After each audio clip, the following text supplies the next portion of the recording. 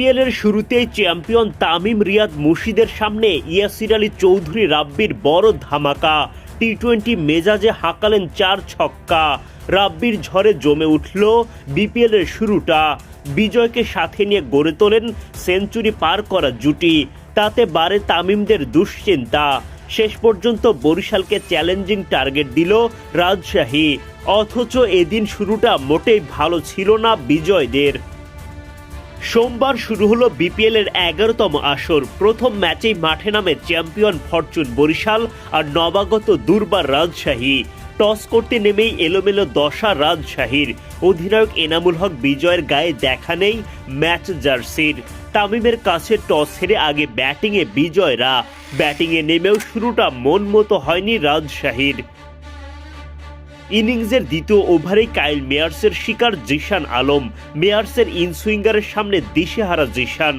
রানের খাতা খোলার আগেই বোল্ড এই ব্যাটার। জিশানের পর রাজশাহীর আরেক ওপেনার মোহাম্মদ হারিসও বিদায় নেন মেয়ার্সের বলে।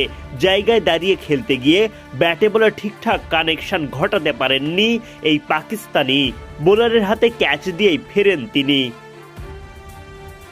দুই ওপেনারকে হারিয়ে বাজে শুরুর পর ইয়াসির রাব্বিকে সাথে নিয়ে শক্ত হাতে দলের হাল ধরেন অধিনায়ক বিজয়। সিঙ্গেলের সাথে সাথে এই জুটিতে একের পর এক আসতে থাকে বাউন্ডারি। তানভীরের বলে ছক্কা হাঁকিয়ে দলীয় শতক পূরণ করেন রাব্বি। ফাহিম আশরাফের বলে চোখ ধাঁধানো বাউন্ডারিতে ব্যক্তিগত 50 পূরণ করেন বিজয়। পার্টনারের সাথে হাত মেলানোর পর ভক্তদের উদ্দেশ্যেও দেন অভিবাদনের জবাব। ফাহিম আশরাফের করা ওই ওভারে রাব্বি বিজয় মিলে তোলেন 17 রান। ইনিংসের 15 ওভারের মধ্যেই 122 রান তুলে ম্যাচে শক্ত অবস্থান তৈরি করে রাজশাহী।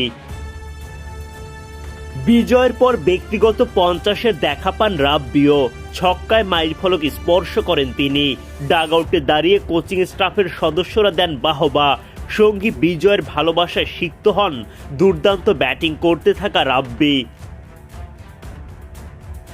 50 পূরণের পর আরো চড়াও হয়ে ওঠেন রাব্বি। বাউন্ডারির পসরা সাজান মাঠের চারপাশে। ছেড়ে কথা বলেননি বিজয়ও। যদিও ফাহিম আশরাফের বলে কাটা পড়তে হয় তাকে।